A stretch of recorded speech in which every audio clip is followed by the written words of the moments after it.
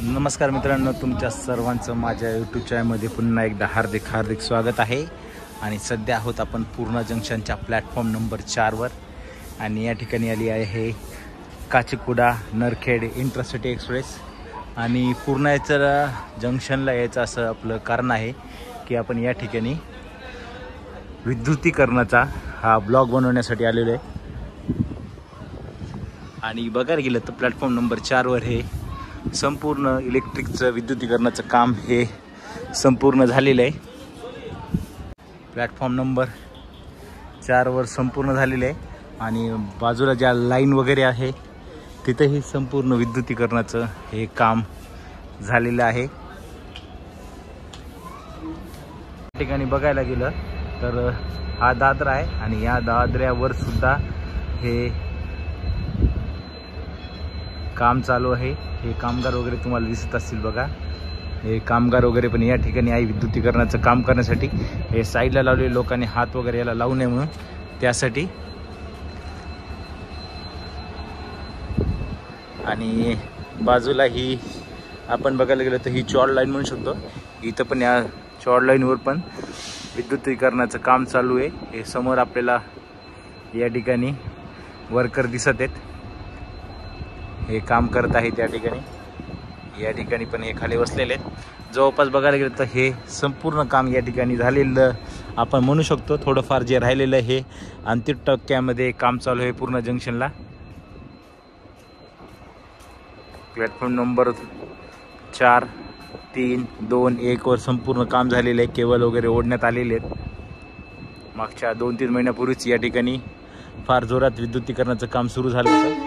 जसं बघायला येतं पूर्णा जंक्शनला हे मागच्या 7-8 महिन्यांपूर्वीच पूर्णा ते अकोला संपूर्ण विद्युतीकरणाचं काम झालेलं आहे। CRS पण झालेले आणि या ठिकाणी फक्त हे अजून पूर्णा ते नांदेडचा जो भाग आहे तो पूर्ण झाला की हा जो काचीगुडा मनमाड रूट आहे यावर लवकरच इलेक्ट्रिक लोकोमोटिव्ह चालेल। जसं बघायला गेलं तर परभणी ते परळी आणि परभणी ते जालना छत्रपती संभाजीनगर मनमाड जाणाऱ्या ज्या ट्रेन आहे त्या ट्रेनला ऑलरेडी इलेक्ट्रिक लोकोमोटिव्ह हे लावण्यात येते। फक्त ज्या गाड्या पूर्णा नांदेडला जाणार त्या गाड्यालाच फक्त डिझेल लोकोमोटिव्ह लावलेला आहे। हे या ठिकाणी हे उच्च दाब या स्टेशनवर लावलेले परिसरात रेल्वे रुळावर विद्युतीकरणाची दाबाचा तारा लावण्यात आलेला आहे। जनतेस सूचना करण्यात येते की आपण सर्वांनी विद्युत खांब व तारांपासून दूर राहावे व फिटिंग झोन आणि या ठिकाणी अशी संपूर्ण माहिती लावण्यात आलेली आहे। कर्मचारी या ठिकाणी तसंच बघायला गेलं तर जेव्हा संपूर्ण काम होईल तेव्हा या ठिकाणी पण सगळ्या जे ट्रेन्स आहे या इलेक्ट्रिक लोकोमोटिव्हवर धावतील। हे आहे प्लॅटफॉर्म नंबर 3। या ठिकाणी विद्युतीकरणाचे काम झालेलं आहे। हे बघा या ठिकाणी केबल वगैरे आणि हे जे वर्कर लोक या ठिकाणी जे समोर शेड वगैरे आलेलं आहे ते बहुतेक कमी करून त्या ठिकाणी पत्रा वगैरे बसवणार आहेत बहुतेक।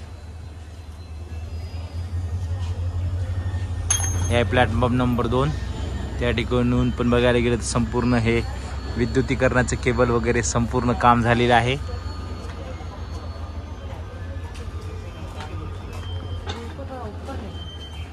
हे प्लॅटफॉर्म नंबर 2 वर संपूर्ण विद्युतीकरणाचं काम आणि बाजूला आहे प्लॅटफॉर्म नंबर 1 तुम्हाला दिसत असेल। हे प्लॅटफॉर्म नंबर 1 या ठिकाणी पण संपूर्ण विद्युतीकरणाचं काम झालेलं आहे। हे बघा या ठिकाणी संपूर्ण हे काम विद्युतीकरणाचं झालेलं आहे।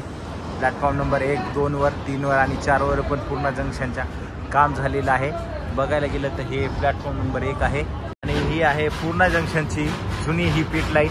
या ठिकाणी पण विद्युतीकरणाचं संपूर्ण काम या ठिकाणी झालेलं आहे। पीट लाईनला सुद्धा छोटी पीट लाईन आहे, ही जुनी पीट लाईन आहे पूर्णा जंक्शनला। बघायला गेलं तर काचीगुडा मनमाड रूटवरची ही सर्वात जुनी पीट लाईन आहे। बघायला गेलं तर संपूर्ण रेल्वेचं हे काम पहिले पूर्णा जंक्शनहून चालू होतं, पण जेव्हा नवीन संकल्पना डिव्हिजन ऑफिसची आली त्यानंतर इथलं सगळं जे रेल्वेचं आहे हे संपूर्ण नांदेडला शिफ्ट झालं। नांदेडला नवीन डिव्हिजन ऑफिस झालेलं आहे त्यामुळे आणि हे संपूर्ण या ठिकाणी पूर्णा जंक्शनला विद्युतीकरणाचं काम झालेलं आहे।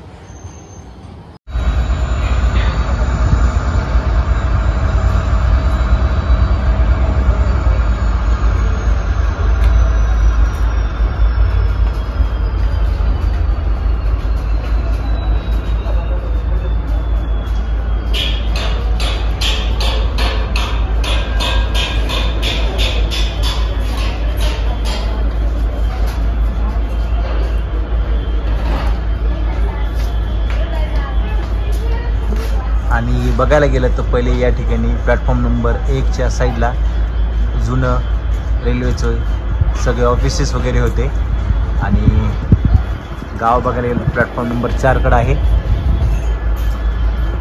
चला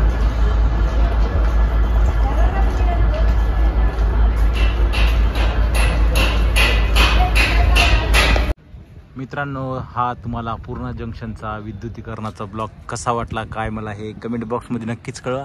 चला भेटूया मित्रांनो नवीन ब्लॉगमध्ये. तुमच्यासाठी खास असेच नवनवीन ब्लॉग घेऊन येईल. चॅनलला माझ्या सबस्क्राईब केल्यानंतर सबस्क्राईब करा, लाईक करा आणि कमेंट करायला नक्कीच विसरू नका.